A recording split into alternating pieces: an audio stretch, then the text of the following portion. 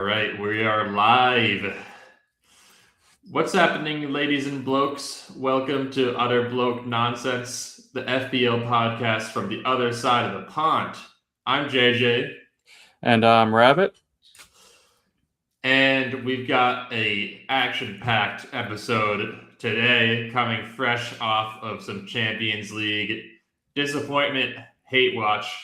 Yeah. A really disappointing hate watch, as we are both Arsenal haters, and they pulled out a very jammy 1-goal win. It wasn't unexpected for me, at least, but it's still not ideal because I wanted Simeone and the Athletic boys to carry it out.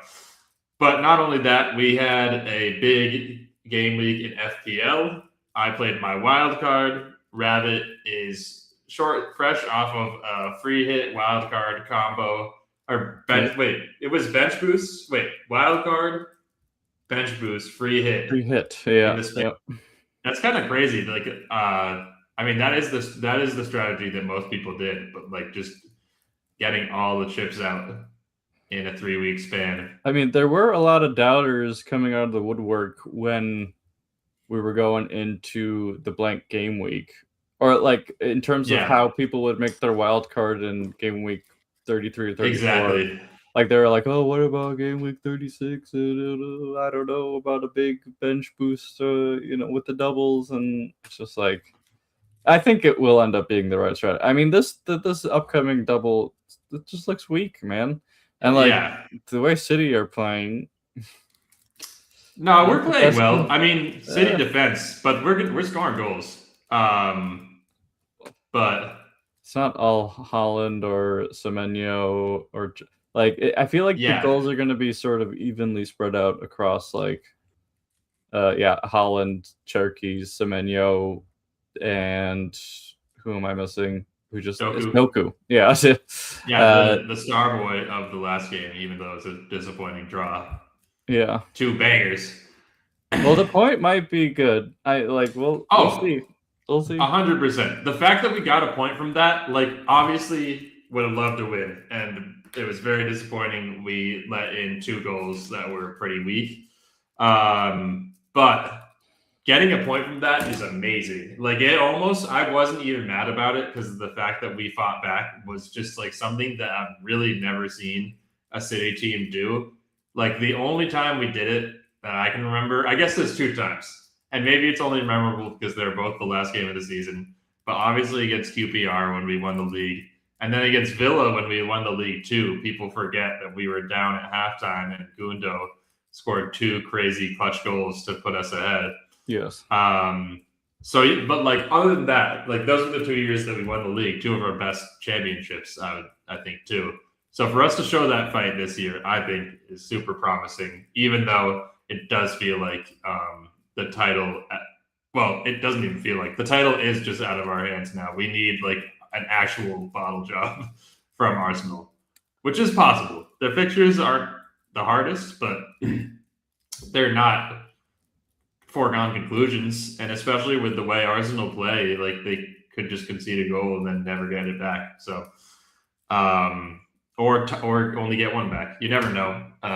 So it's still there. But in terms of chip strategy, I definitely agree. It's funny too. The other criticism of wildcarding in game week 32 was that the game week 32 squads themselves would be weak.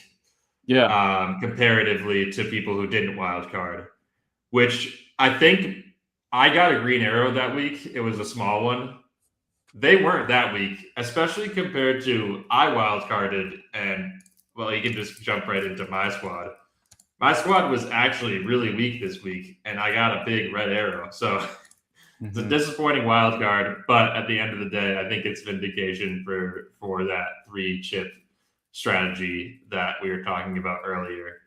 Just because it was the stronger double at the end of the day, and it was worth sacrificing and being a little bit risky, even though honestly, looking back at it, it was not that big of a risk for just a way better double. And especially now, Crystal Palace look like pretty awful.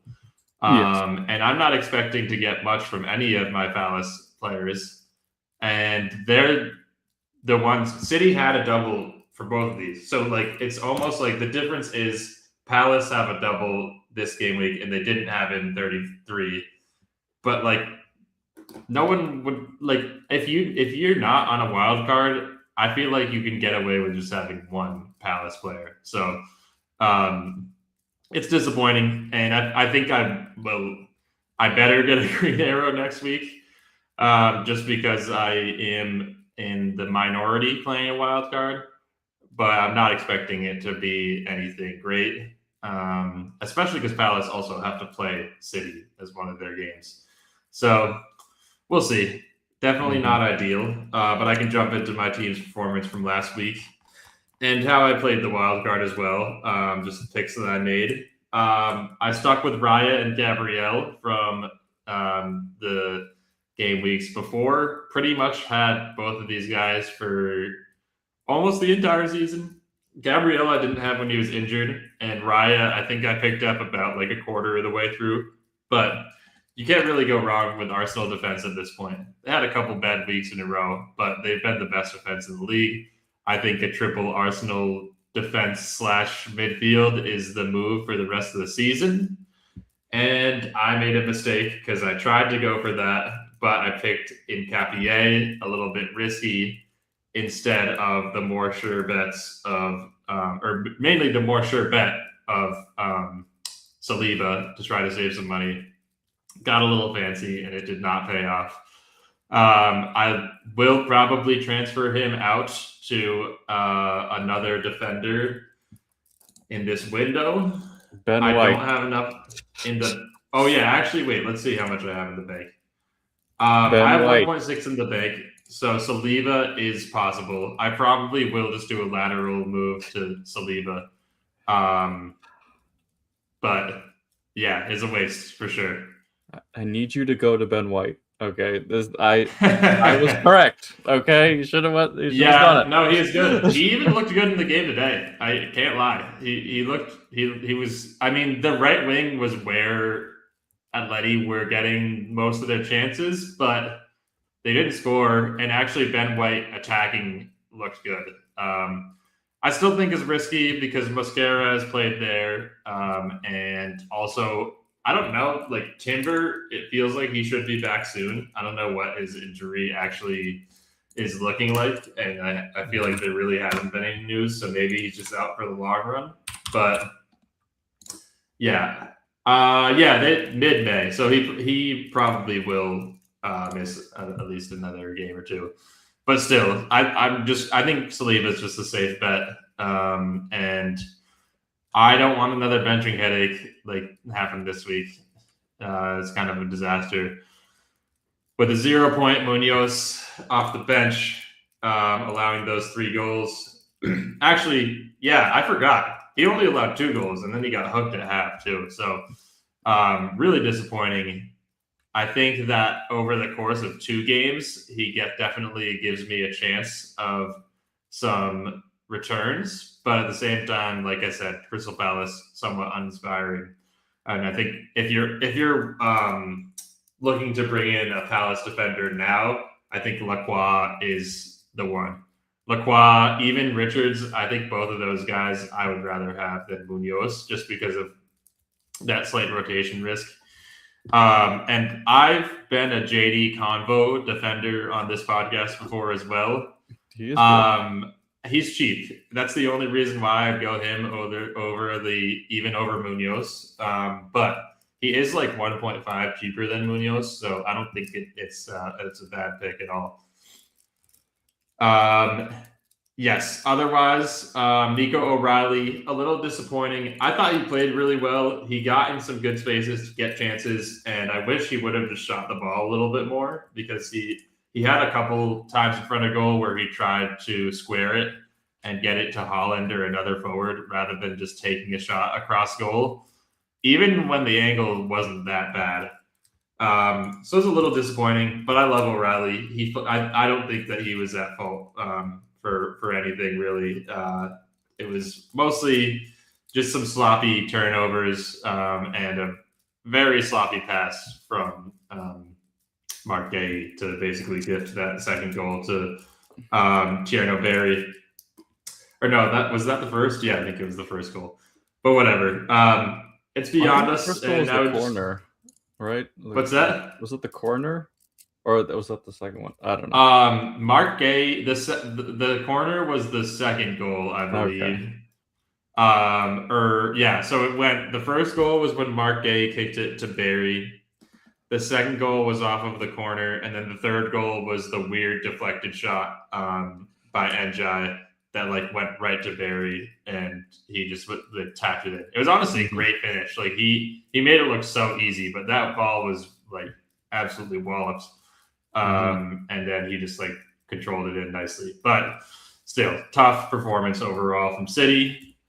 Cherokee did get an assist. It was a bit lucky. He kind of just laid it off to Doku. Doku dribbled around a little bit and then finally shot it after like a few seconds.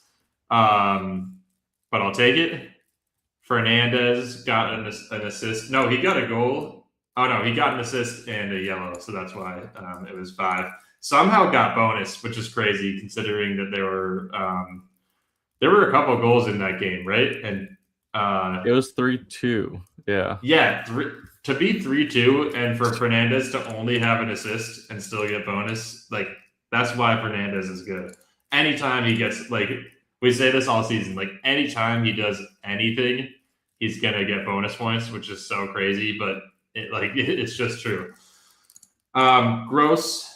I'm not mad about the pick because Brighton were on fire, but it was a tough game for them. They lost and didn't look super effective.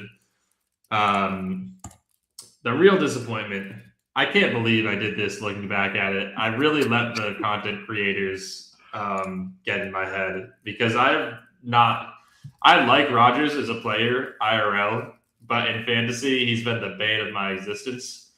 And I don't think I've praised him much all season, even on this podcast. So for me to stick with him just because his fixtures are good, when I kind of know from the eye test and from owning him for a long time that it was not a good decision. Even if I'd gone with Gibbs White, who now would be a little bit of a headache, he still would have been a better pick. And that's who I was going to go with up until the last minute when I switched it out. So that was a mistake. Sometimes you just got to go with your gut and not listen to the content creators. That's kind of the moral of this podcast as a whole. And we try to bring that perspective, but I missed the mark and I apologize for it. Well, at least none of us own Palmer anymore. I feel like everyone had Palmer, so we can all laugh at them for that. A lot of people stuck with him, even in the wild card or they had free transfers. And yeah, I mean, it's kind of crazy. João Pedro was good. He got 2 bonus. Like, it's crazy. I don't know how, but he's the only Chelsea asset who was worth anything. Was Taiwo got 2 goals? Yeah, Taiwo had 2 goals. Who got the Igor Jesus scored a penalty. It was Jesus, yeah. Yeah. But I don't think I don't remember if Jesus started. I think Jesus came on for Spready when he had to go Freddie off. Gibbs White came on for Jesus and then not immediately, 20 minutes later got subbed. Okay. So he might be injured. He got hit in the head. A lot of head injuries. The volume of head injuries in that game were insane. Protect our players, man. That's crazy. That Chelsea youngin died on the field. It was scary. It was not good. I thought it was Garnacho, and it could have been Garnacho. Yeah, right. That would be at least a little bit of a meme, but no, it was like his debut. And did Robert Sanchez get a head injury too? It looked like he got injured as well.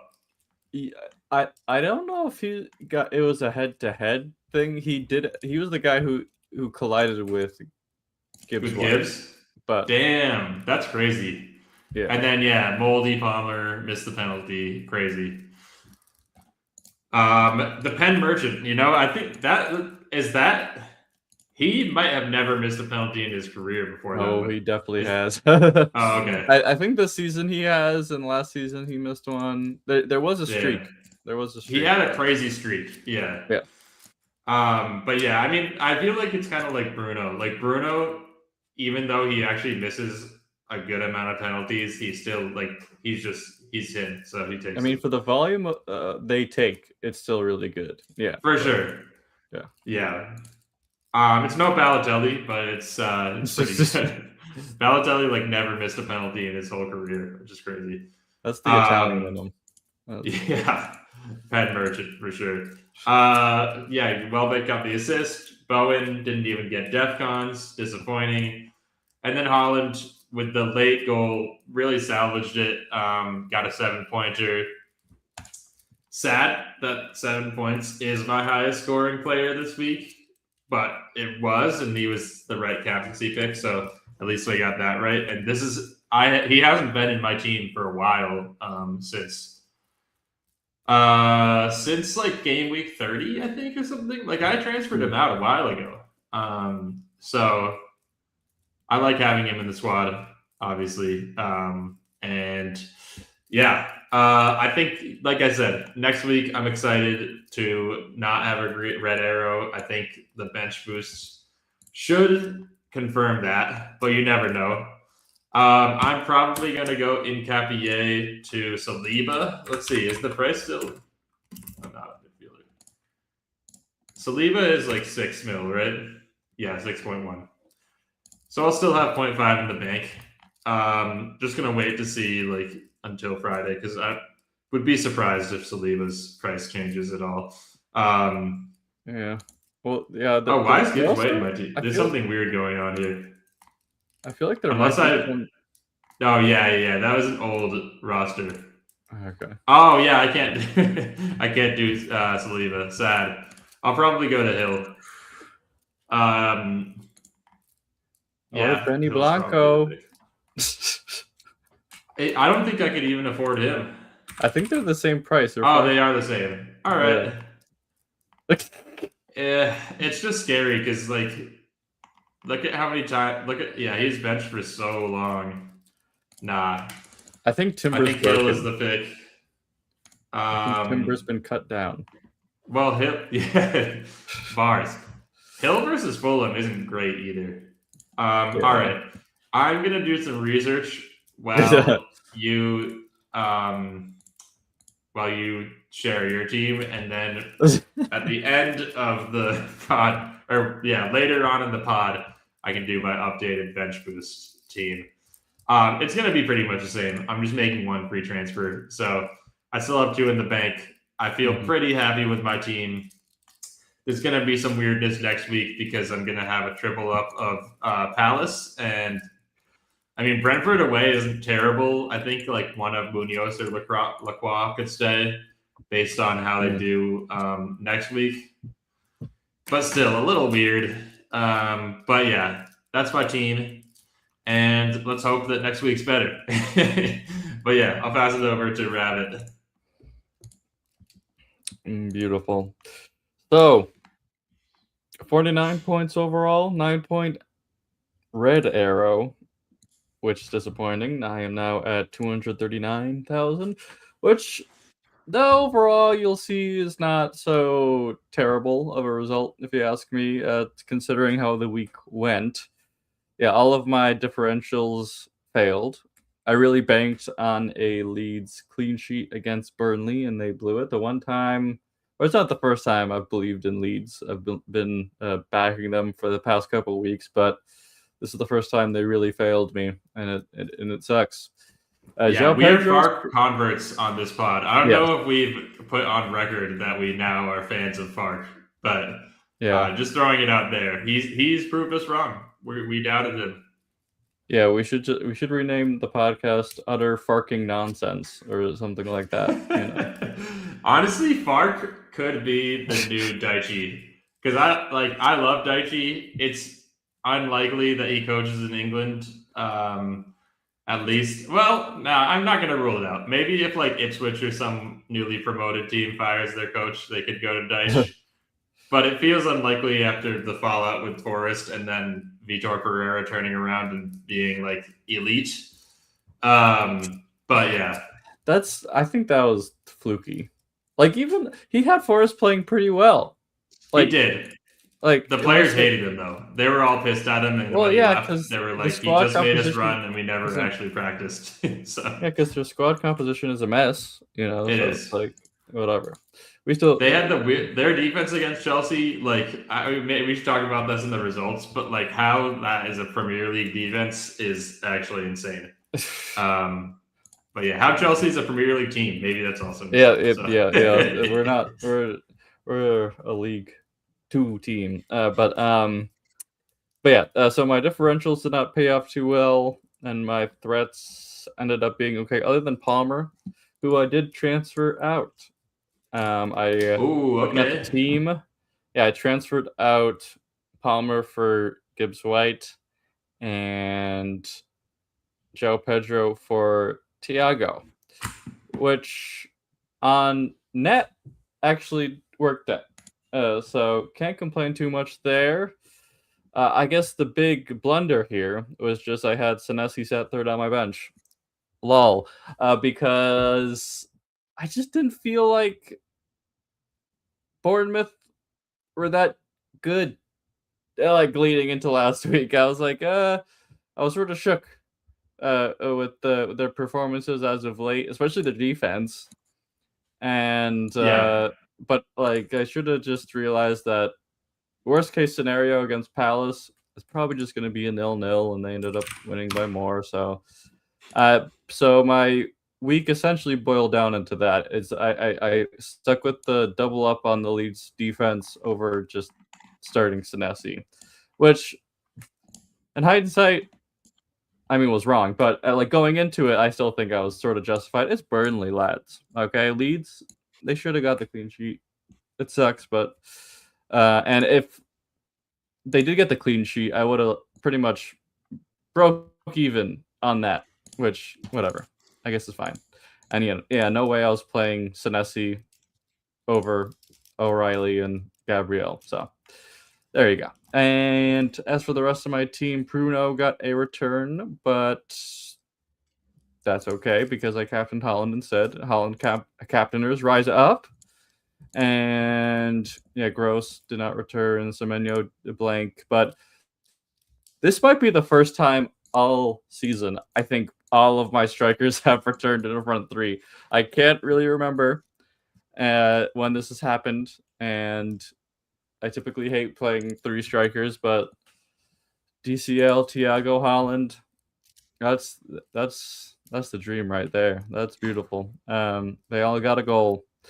So can't complain too much there. Next week, Brighton play Wolves, which I'll be prepared for, and got the City boys doubling up, so I'll be playing them. Yeah, next week looks pretty good. Yeah, pretty much. Yeah, like I think I'll have to play Senesi against Fulham, but that's it's not looking too bad overall for next week. Like Gibbs White, it sucks that I transferred him in just to get injured, and especially after he came on at the like when I see he didn't start, he wasn't starting. I was really mad because yeah, I was really I knew Forrest was going to win this game by a lot. And when he came on and got the assist, I was like, okay, goal and assist. Here it is. And then he went off. He got subbed on just to get subbed off, which unfortunate. So, yeah, that's pretty much my week. Don't have too many. I used 2 of my transfers this past week, so only 1 free transfer to go. I don't think I'm going to transfer anyone. I think I'm fine how I am. I'm glad I dumped Chelsea assets early. I just got to start Senesi no matter what, I guess is the moral this week. So, yeah, that's all I got. All right. Yeah, honestly, for it to be a 9-point red, but only dropped like 40K ranks, not that bad, honestly. I feel like it at this point of the season, I guess we're all kind of solidified in our ranks just because the number has gone up, like the total points. But still, like, yeah, still top 250K. I feel like the team's probably going to turn it around. Like, I would expect Gross to do better. Definitely expect Leeds to do maybe not better, but like not as poorly as this week when they kind of felt like they were underwhelming. Tottenham away, that's a really good chance to bounce back. Spurs also looked pretty good this week, but they have won 2 games at home all season. So you don't want to necessarily bet on them in that case. Yeah, was it Spurs being good or Villa just being like sometimes they are as bad as Chelsea? Yeah, like yes, they are. Villa also Villa in like the last 10 game weeks of the season for the past 3 years have been so fraudulent. They've been in a Champions League spot every year, and I think they always bottle it at the end of the season because they're almost like the reverse City. Like they'll start out in good form or even fine form. Actually, no, that's not even true. Villa is so weird now that I think about it. They always start really slow. Yeah. Yeah, they always start really slow. There's a point in the middle of the season where it's like, wait, are they one of the best teams in the league? Yeah. And then they will completely collapse at the end too, and somehow stay in a Europe spot. But they just lost in the Europa League to, or at least I think it was the first leg. So Forest? Maybe they're still in it, but to Forest, yeah. So yeah. I wait, was it the first leg or did they get knocked out? Let's see. I think they got knocked out actually. It was the first leg. It was the first leg. Okay, and it was at Forest. So who knows? Maybe they'll bounce back. They actually have a game tomorrow or Thursday. That's the next leg. That'll be interesting. I'll be tuned in. They kind of have a crazy lineup though. Like this was their lineup for the last game, which is really weak. Mm-hmm. Lindelof. I like Mings a lot, but he's just coming off of an injury. Maatsen I like too, but he's been pretty underwhelming all season. Bogard is just like kind of a youth / utility player. And then we've got an Unk in the middle and an Unk at striker. And Jadon Sancho. Like this is a crazy team. Buendia got the lone goal for them. This is a cool header, but interesting team. But yes, update for me. I'm probably gonna bring in either Van Heck, which is Van Heck template. Yeah, but I like the Brighton fixtures for the rest of the season. And their defense has just been really good for a long time now. I'm gonna say that this Newcastle game was a fluke, just because Newcastle, like, they just needed a win. They were due for it sometime. Apparently, did you hear that Eddie Howe is leaving? And like, apparently he is only playing guys that he likes now. Is he confirmed leaving? That's a rumor. But I heard he might be. There's some unsettled. Yeah, they said that this basically I think it was Let's Talk FPL. One of the FPL YouTubers was saying that he's leaving, and so he's only playing the guys that he likes because he just doesn't care anymore, and he's getting either sacked or resigning at the end of the season. And so maybe the vibes are good. I mean, the lineup was kind of weird. Well, his treatment of Voltemata is terrible. Yes, he hates Voltemata. He plays him in midfield for no reason, and he did directly implicate that he doesn't start Voltemata because he's shit in training, which is a horrible thing to say. That's crazy. Also, the guys he subbed on. I mean, this is a good bench. Good guys they subbed on. He benched Trippier, Alanga, Gordon, Voltemata.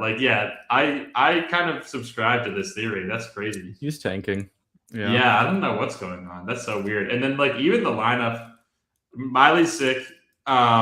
This year he hasn't been amazing. Willock, I think, is actually, like, what does he even do? We love Murphy, and I like Osula, but also like it's so random. It's so random that he started over Wissa and Voltamata. Like, yeah, it's Oh my god. strange. That's a strange just- lineup.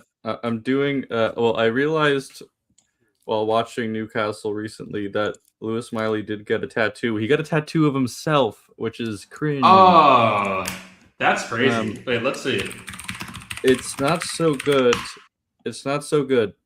The oh my placement, god, it's him on his arm. That's so weird. The placement is bad. I mean, that's a tattoo review. That's like a 3 out of 10. Okay. Yeah. That's a 3 out of 10. You should have placed that somewhere better. Yeah, forearm is outside, crazy. I feel like that's a of his leg forearm. tattoo, if anything. Yeah, or just like they could have changed the composition to make it more of like a back thing or a leg thing or back. Or somewhere up the arm, because like why are you going that far down for your first tat, kid? You know, it's like right. Yeah, he's gonna have to work his way up. Well, also, like, I don't know. It's just why is it like a rectangle? Like it could, like, if it was just the outline of him and not like this cube, I think it'd be better too. But also, don't get yourself tattooed. Like Richarlison and Lewis Miley, the fact that there's even two guys, I think J.R. Smith might have himself tattooed as well. That's cool. But like, yeah, Richarlison and Miley, like, got to be better. J.R. Smith has a ring, so he can do it. Okay, everyone else. Yeah. J.R. Smith also, like, there isn't much of his body that doesn't have a tattoo. Like, at a certain point, you're allowed to get creative. That's the thing with this tattoo. Is like if it was it's his only tattoo. If it was a part of his sleeve, it like maybe he's building into it. I hope that is the only hope, like, redemption here. He like builds it into his sleeve, but like for that to be the vocal point, it's pretty rough. Yeah, and the font looks bad. Like it looks does like, look crazy. It looks really like Newcastle-y, honestly. I don't know. Like, no, let's see. Never give up on your dreams. I like the message. That's a great message. Well, but it's a fine motto, but like the font itself just looks like it's supposed to be a tifo. I guess so. Yeah, maybe there was a tifo that Newcastle, like, it is the literal tifo that Newcastle had. I will say though, summer pod off season, we should do a best and worst tattoo review. I think that would be awesome. That is honestly an amazing piece of content.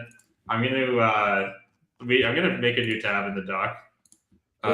Off season F's tattoo review. Because that, like, just like even you mentioning Miley's, there is a lot of fodder out there.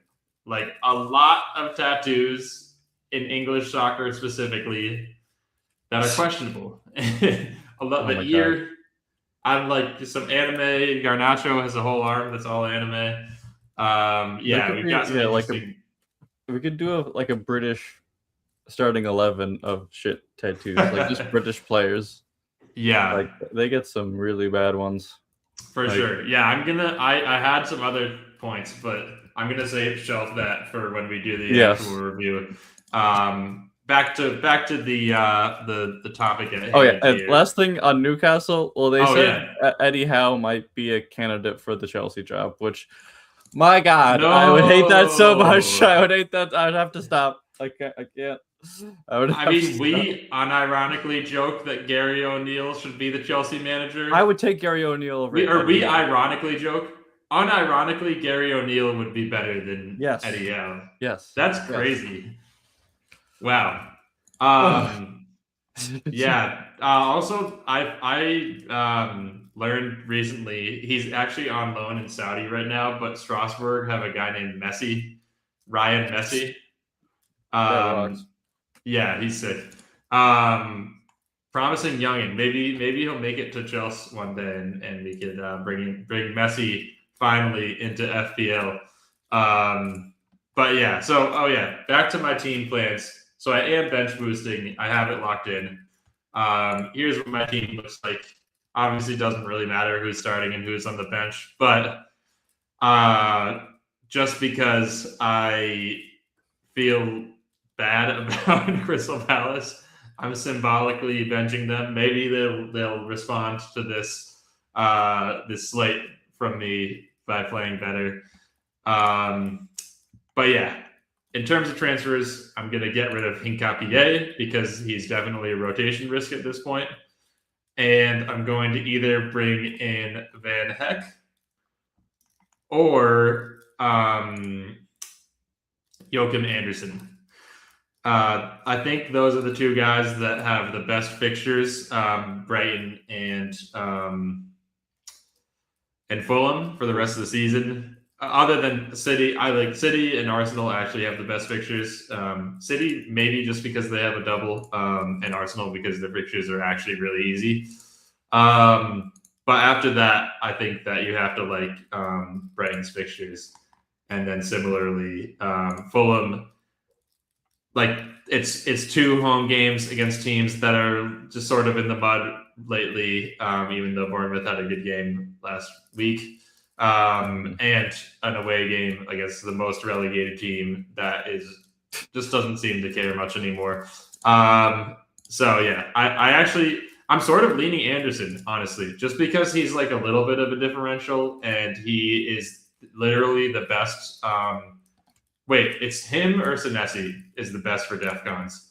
I forget who is actually the best. They're just top 2. And like when Fulham gets a clean sheet, it is just like a 10-pointer. Yes, he it's ridiculous. At least which is crazy. Like, yeah, he's so good at getting those bonus and DEFCONs, and that like he might like I feel like of defenders who haul, it is either him or Senesi that have gotten the most like crazy hauls all year. And yeah, let's see how many DEFCONs he got. 14. But like actually crazy enough, he missed it 3 times out of the last 5. And then let's see Anderson to compare. Joachim. Anderson, I think, has basically gotten DEFCONs. Yeah, there you go. Got it. Didn't get it against Brentford and Liverpool. Interesting. But yeah, when he plays, he's a good shout. And I think like the Bournemouth game, he should get it just because that'll be a back and forth game. Honestly, they both probably will. But yeah. So yeah, I'll pick between the two. Just do some more thinking about what I want to do with future transfers too, because Anderson would free up $500,000. I would get to around a whole $1 in the bank if I want to make any lateral transfers off of some of these Palace guys, or maybe Rodgers. Actually, if there's a way I could do Rodgers to Saka, that would be huge.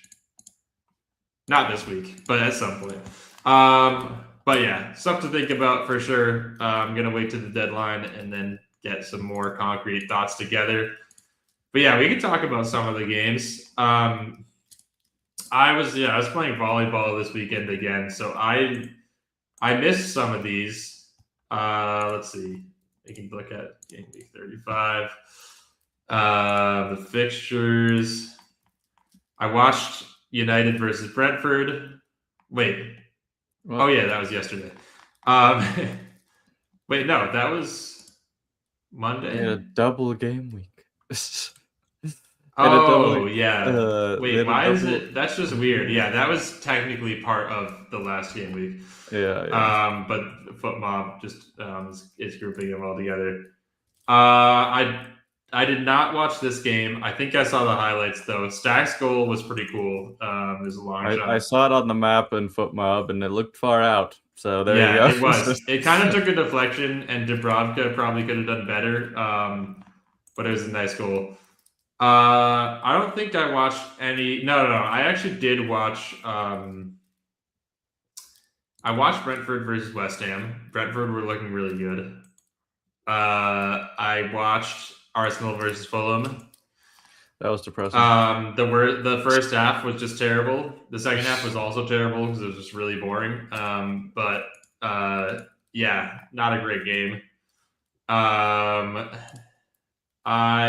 saw some of this goal. What weird? Like, yeah, Palace just looked awful.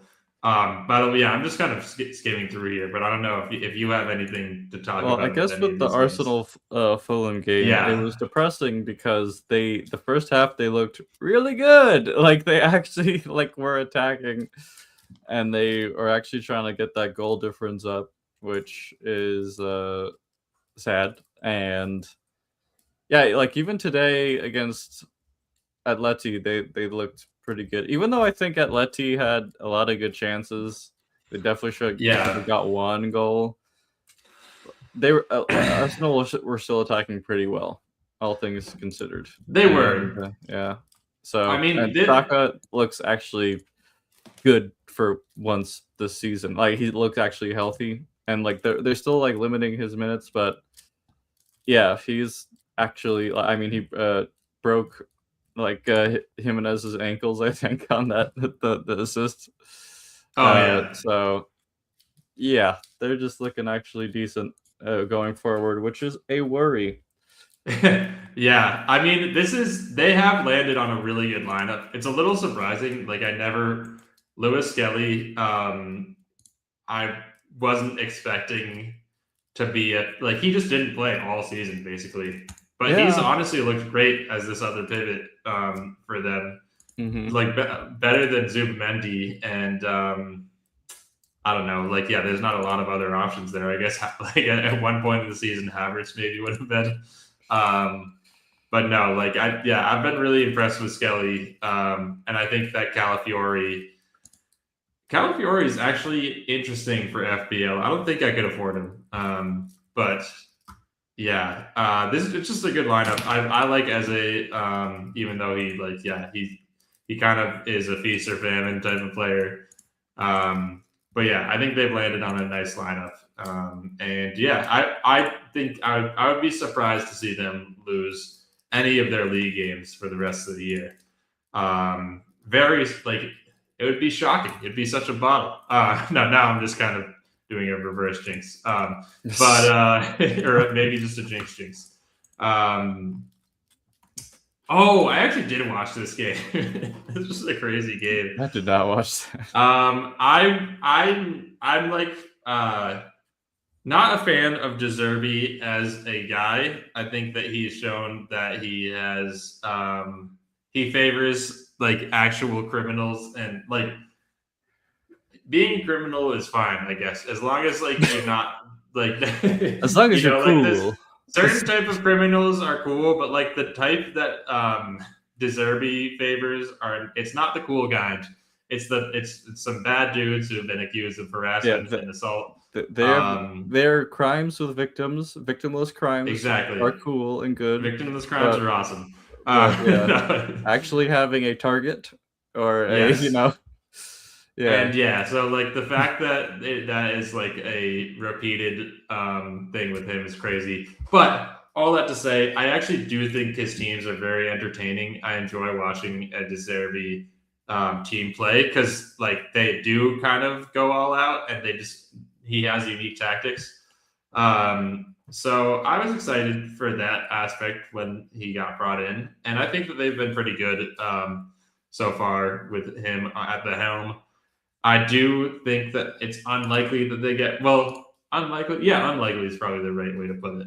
I think that West Ham are more likely to get relegated at this point, which is kind of sad because it would have been really interesting to see Spurs go down. But West Ham have tough fixtures for the rest of the way, and they're just not in their form has kind of come to an end. Sadly, they had a couple tough losses. Well, actually, that's not even really true. I forgot that they just beat Everton in the Moyes revenge game.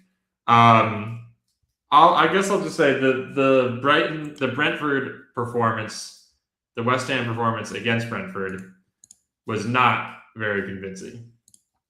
And I want to see them bounce back. For Arsenal. They're saving. I was about to say, I really want to see them bounce back on Sunday. That would be awesome. I don't think I don't think they're gonna roll over. I think they I mean, especially now that they like lost and are in the red.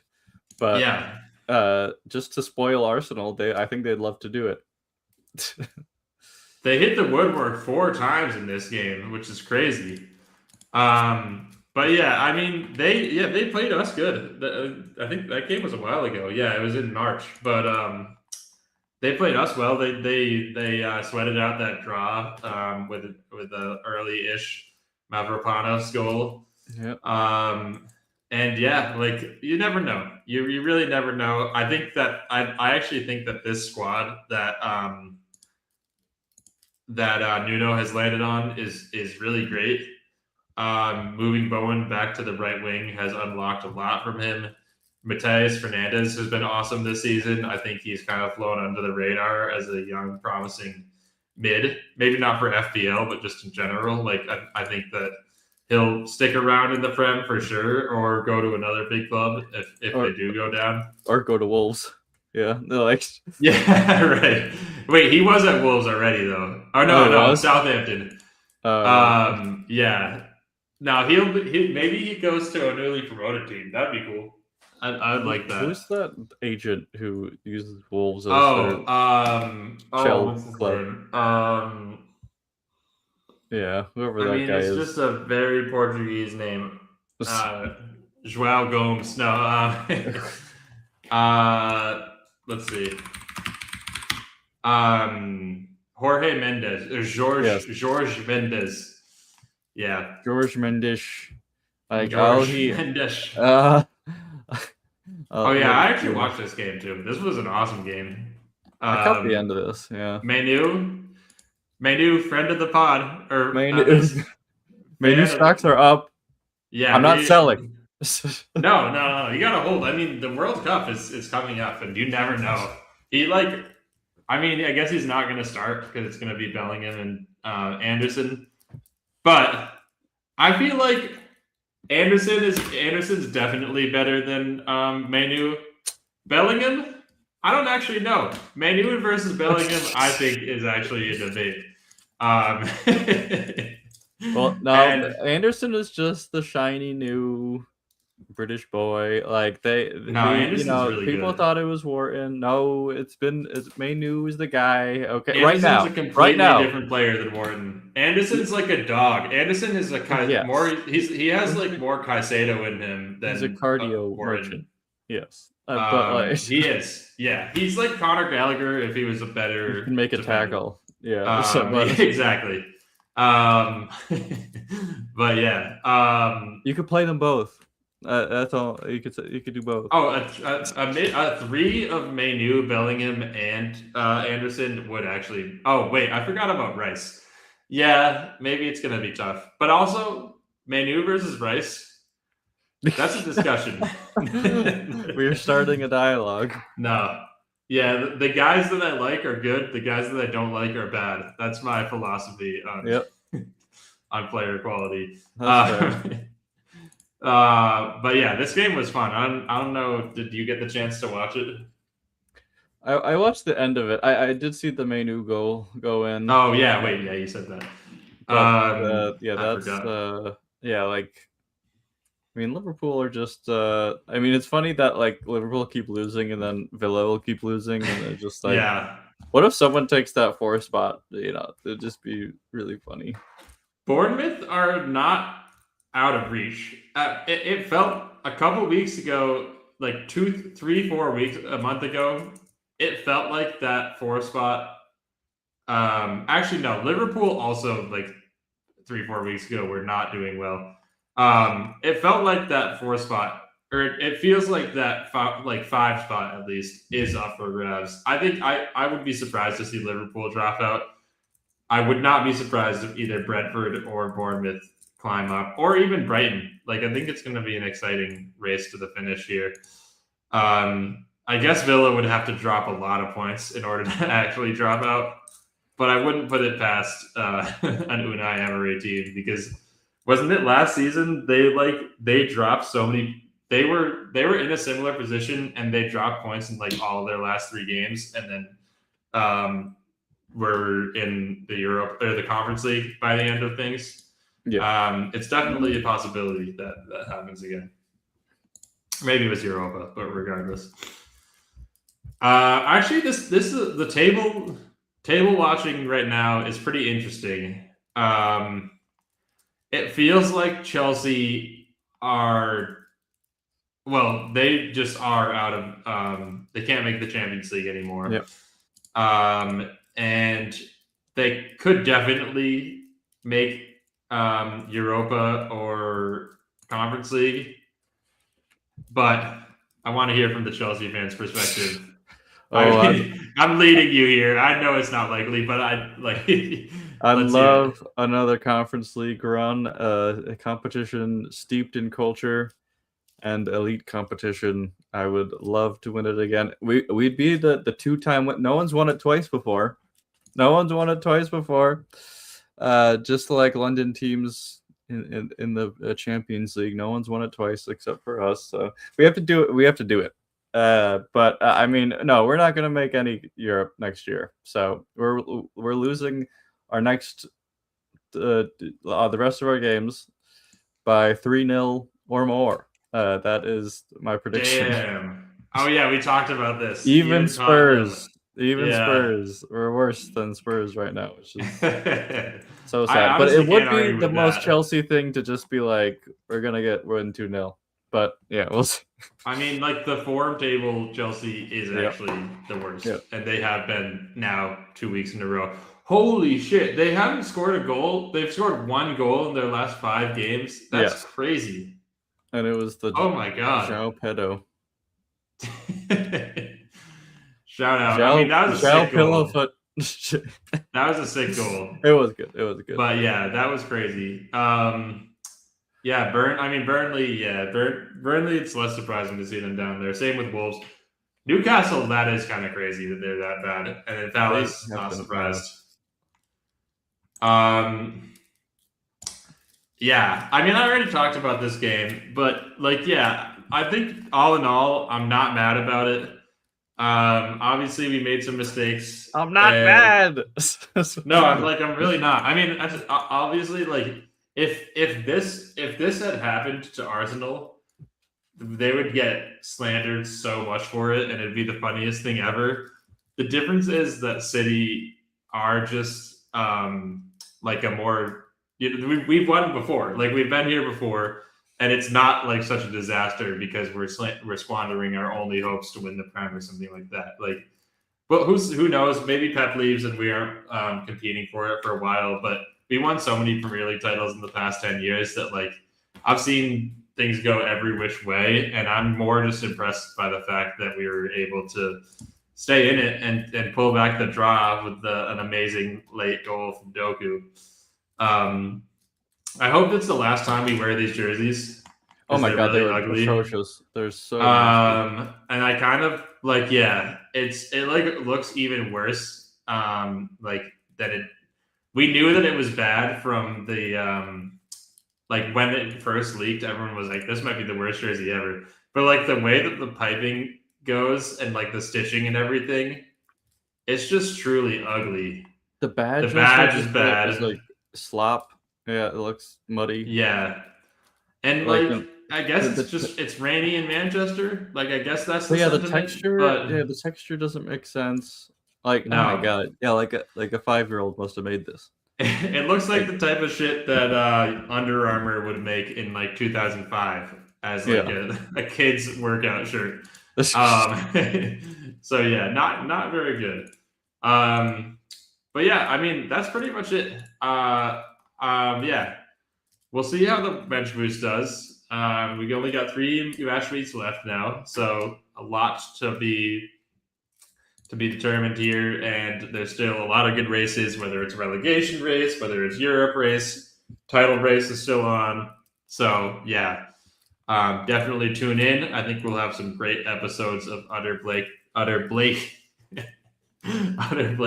James Blake nonsense. Yeah, I'm just trying to think. Are there any Blakes in the Premier League? Oh, Blake. The NYCFC goalie's name is Blake. He's kind of sick. City, City Club, or whatever you call it. City Sun Club. City is the parent club for NYCFC. but there are our sons.